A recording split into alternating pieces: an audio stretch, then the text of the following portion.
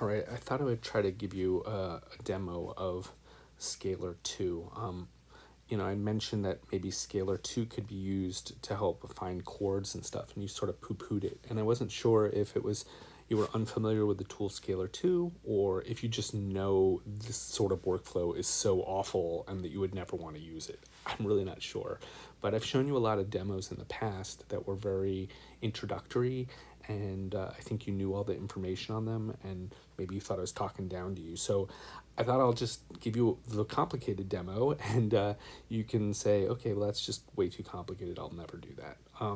So what I did was I went into Koala, I screen grabbed your video, I trimmed the beginning so it starts on the first beat. And then you can see it's above Scaler, so it's feeding into Scaler right now.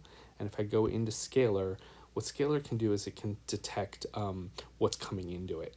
So if I rewind now and I hit record and play, you can see it's adding chords over on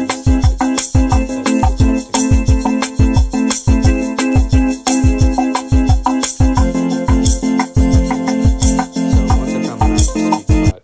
The chord started to flow in, and so I'm going to stop recording. And when it grabs these chords, I find very often it's very, very wrong. I mean, sometimes I'll just feed it in like our sample, and which is just notes. It's not chords, And so what it's doing is it's just making its best guess. And so built in are instruments, so I could hit like piano or synth, and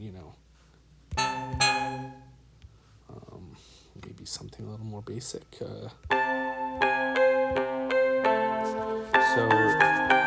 And right now it also is using this performance up here to play back. So I'm using Adagio Larghetto, for instance. Usually it would just be something basic like, I don't even know, common performances. I don't know.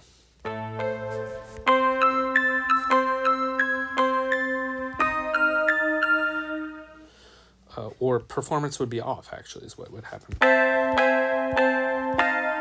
And so what I did was it pulled in all these different chords. And like I said, sometimes they're way off, And what I'll do, though, is I'll drag in the chords I like down below.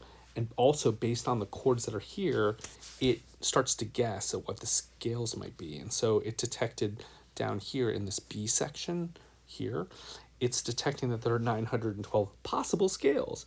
And what I did was I kind of went through them all just by clicking through, and you can see it's changing the chords in this section. I'm in voicing 1, there's different voicings. I could go to triads, which is just the three notes. So this is just a really, really interesting way to find chords that work together. Also based on what you're playing with. Like I said, sometimes it's very, very wrong, but I can often get really great things out of it. So in this case, I went like that. I dragged these two chords down, and I got this pattern. And, I can click on suggest here, and it will actually suggest chords that might match this very well.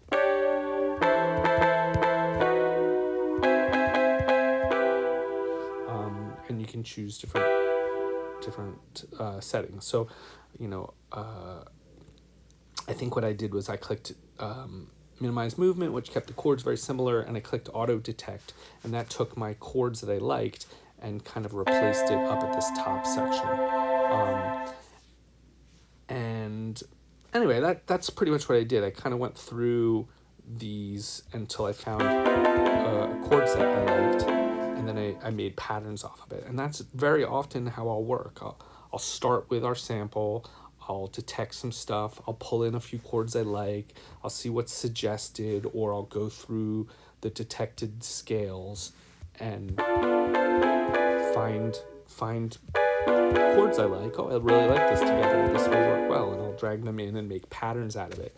And that's kind of the fundamentals of like Scaler. You can go to this chord section, and it recommends chords, and it does other stuff. I find I don't use it for that. What I really use it for is for creating these patterns down in the C section down here, and I just base it off of a scale I like that I found, and I create different patterns from out of it. And once I've got these patterns, I can go to sequence, and this is where things get really, really interesting. So I can say how long should these chords play for, if they should repeat. I can change the chord voicings. The chord voicings are amazing.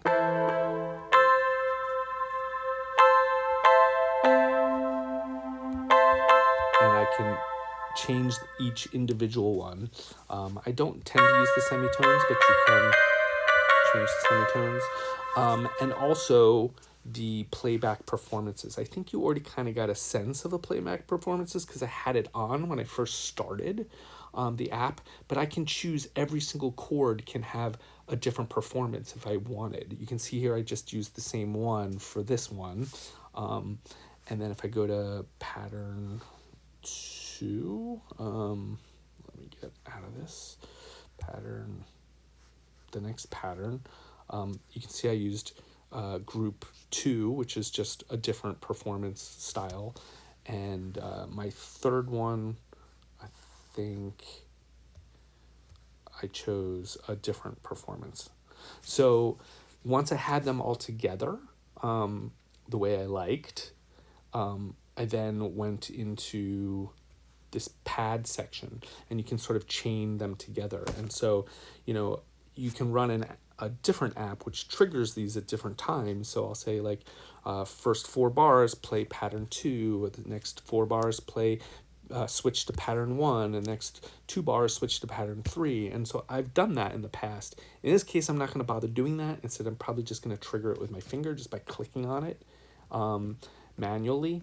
But I just kind of want you to see like how amazing these performance methods are. So I can click humanize, and I can tell it to be a little bit more human. I can change the way the swing, how it quantizes, and the timing. In this case, I changed the velocity and the timing both. I can change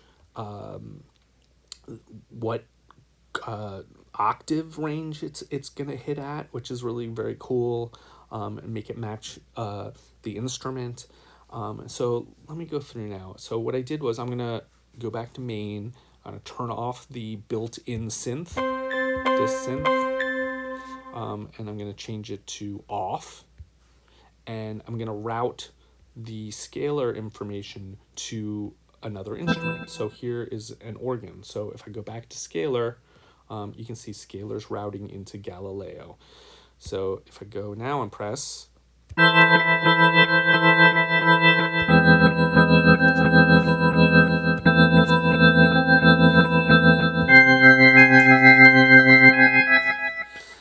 and the reason why it's changing that is I believe sequence 1, I'm using global on the 4th measure. You can see it says it here, global.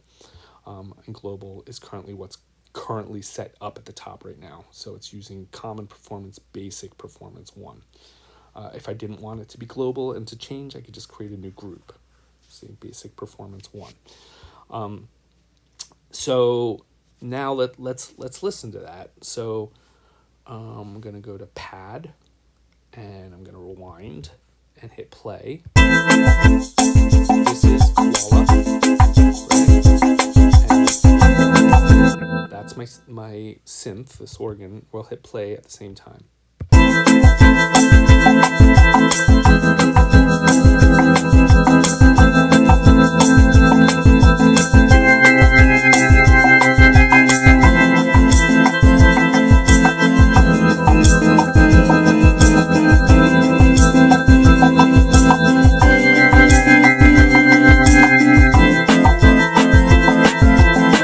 It occurred to me I didn't switch the chords, so let's go back to scalar, rewind, play.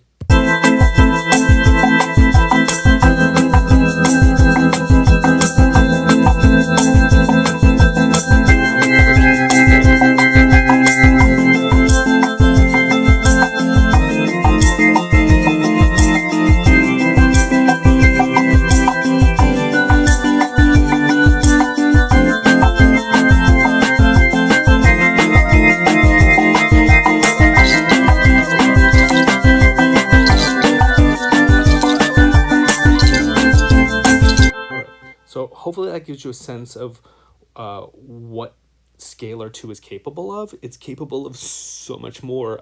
I just picked these performance methods myself. I could have picked, there were tons of other really great ones. Didn't want to take forever picking them, so I kind of just picked the first one that was available that sounded okay. But let's let you hear what this might sound like. Maybe I'll just drop koala down a lot. I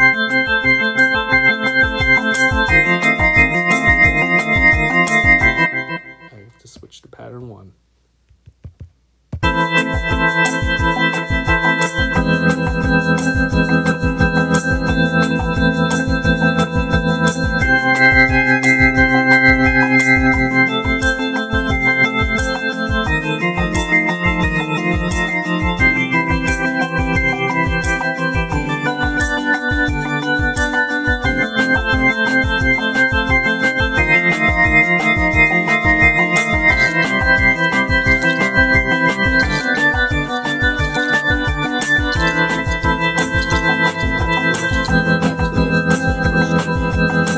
So, hopefully this is giving you a sense of how amazing Scaler is. It really does excel at the chords and finding chord patterns that you like. You can choose songs, like they have built-in songs. You can choose somebody else's song and load in those chords. And those chords, really are just taking you to a scale that you might like. And then you've got you've got the chords that you want. And I picked this this synth, but we could have picked something else. And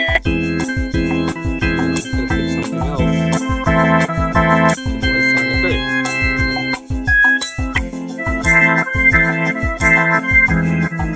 So, a lot of the choices I made, I just did because I didn't want the video to take forever.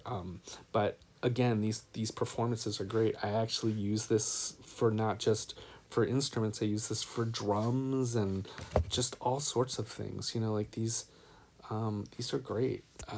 Let's roll on.